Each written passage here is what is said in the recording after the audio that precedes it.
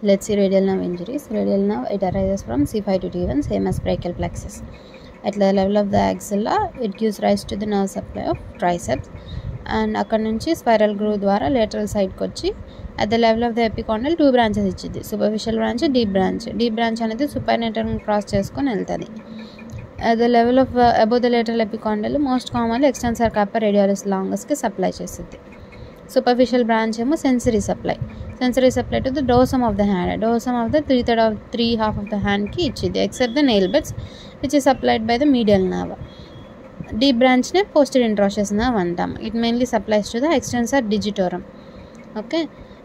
ఒకవేళ nerve injury at the level of ఈ point దగ్గర, అంటే at the level of axilla, దాన్ని క్రచ్ పాల్సీ అంటాం. క్రచ్ పాల్సీ అయితే ఏమైంది, ట్రైసెప్స్ పోద్ది. ట్రైసెప్స్ పోతే there will be loss of flexion extension at the elbow.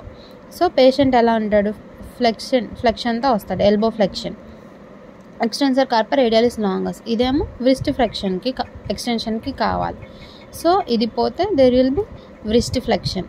And extensor digitorum, ఇది డిజిట్స్ని ఎక్స్టెండ్ చేయడానికి యూజ్ అయ్యింది. ఒకవేళ ఎక్స్టెండ్ చేయలేకపోతే దెర్ విల్ బి ఫ్లెక్షన్.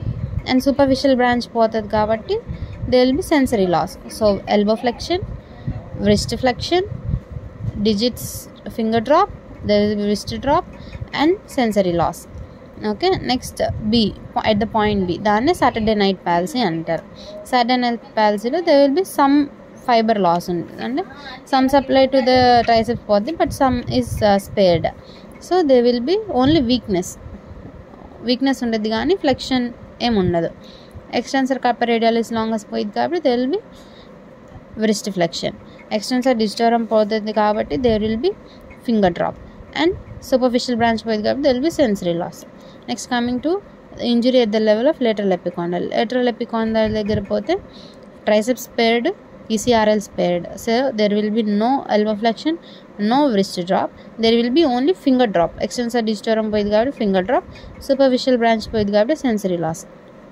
అదే రేడియల్ బోన్ ఇన్ ఫ్రాక్చర్స్లో ఏమైందంటే పోస్టీరియర్ ఇంట్రోషస్ నర్వ్ ఒక్కటే డ్యామేజ్ అయింది. దానివల్ల triceps spared, ECRL spared, superficial branch spared. So they will be only extensor digitorum పోతుంది కాబట్టి there will only be a finger drop. Triceps pair కాబట్టి no elbow flexion, there will be no wrist drop, no sensory loss, only finger drop. Thank you.